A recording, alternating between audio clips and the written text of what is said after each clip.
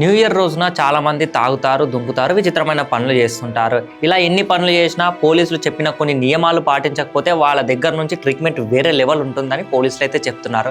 అసలు new year చేసుకోవాలంటే అసలు ఏం పర్మిషన్స్ తీసుకోవాలి, ఎలా ఉండాలి, ఈ వీడియోలో అయితే తెలుసుకుందాం. అంతకంటే ముందు మా ఛానల్కి ఎవరైనా కొత్తగా వచ్చి ఉంటే ఇంకా సబ్స్క్రైబ్ చేసుకోకపోతే సబ్స్క్రైబ్ చేసి పక్కన బెల్ ఐకాన్ ఆన్లో పెట్టుకోండి. ఫస్ట్ పాయింట్ వచ్చేసి న్యూ ఇయర్ రోజున ఎవరైనా పార్టీ ఆర్ ఈవెంట్ చేసుకునే వాళ్ళు ఎవరైనా ఉంటే వాళ్ళు పోలీసుల దగ్గరికి వెళ్ళి ఫస్ట్ పర్మిషన్ తీసుకొని ఇలా ఈవెంట్ చేస్తున్నాం, ఇలా పార్టీ చేసుకుంటున్నామని చెప్పి ఒక లెటర్ రాసిచ్చి వాళ్ళకైతే పర్మిషన్ తీసుకోవాలంట. ఇన్ కేస్ వాళ్ళు పర్మిషన్ ఇస్తేనే మనం ఈవెంట్ జరుపుకోవాలి, వాళ్ళు పర్మిషన్ ఇవ్వకపోతే మనమైతే ఈవెంట్ జరుపుకోవద్దు. ఒకవేళ ఎవరన్నా పర్మిషన్ ఇవ్వకుండా ఈవెంట్ జరిపిర్రు అనుకో, వాళ్ళైతే వచ్చి చర్యలు అయితే తీసుకుంటారు, మీ మీద యాక్షన్ అయితే తీసుకుంటారు. ఇన్ కేస్ వాళ్ళు మీ పైన కేసు పెట్టే ఛాన్సెస్ కూడా ఎక్కువ వరకు ఉన్నాయి. ఎందుకంటే మీరు అయితే ఆ ఈవెంట్ని పర్మిషన్ లేకుండా అయితే జరుపుతున్నారు, అది ఇల్లీగల్ కిందికి వస్తుంది.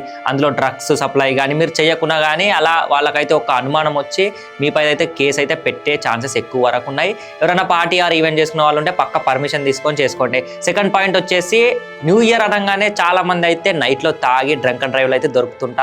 అండ్ మళ్ళీ చాలా మంది పోలీసులకు కూడా దొరుకుతుంటారు డ్రంక్ అండ్ డ్రైవ్లో కాకుండా. ఇలా తాగేవారు ఎవరన్నా ఉంటే మీరు తాగి ఆ నైట్కి అక్కడనే ఉండి వెళ్ళి మార్నింగ్ వెళ్ళడం నయమని చాలామంది అయితే పోలీసులు అయితే అంటున్నారు.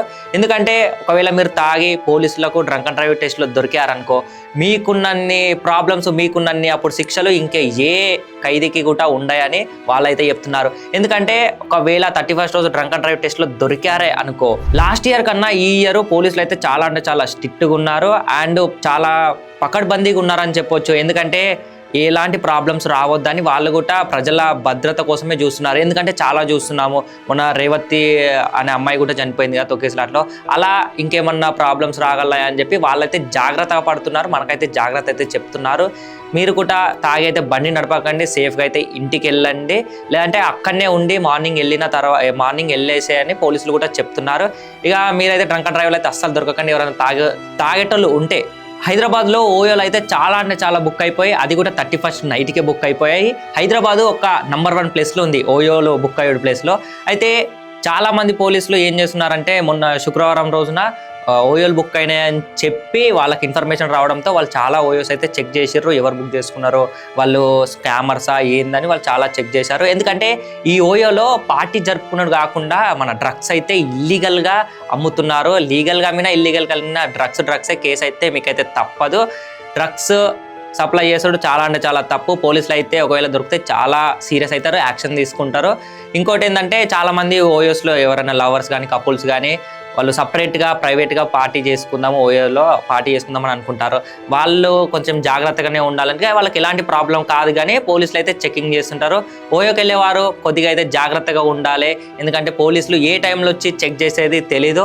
ఇందాక డ్రంక్ అండ్ డ్రైవ్ టెస్ట్ గురించి చెప్పినా కదా, ఇన్ కేస్ మీరు పోలీసులకు ఎవరైనా విలేజ్లో కానీ పార్టీ చేసుకున్న వాళ్ళు ఉంటారో, వాళ్ళు ఇన్ కేస్ మీరు పార్టీ చేసుకొని పోలీసులకు తాగి దొరికారనుకో, వాళ్ళైతే విలేజ్లోనే మంచి శిక్షలు, వాళ్ళ పోలీస్ స్టేషన్లో మంచి శిక్షలు వేసి మీకు కోర్టుకు తీసుకెళ్లే ప్రయత్నాలు కూడా చాలా ఎక్కువ వరకు ఉంటాయి. ఎందుకంటే 31st అనగానే చాలా మంది చాలా ఎక్సైట్మెంట్ తోటి ఫీల్ అవుతుంటారు, కానీ పోలీసుల దగ్గర నుంచి చర్యలు అయితే తప్పనిసరి.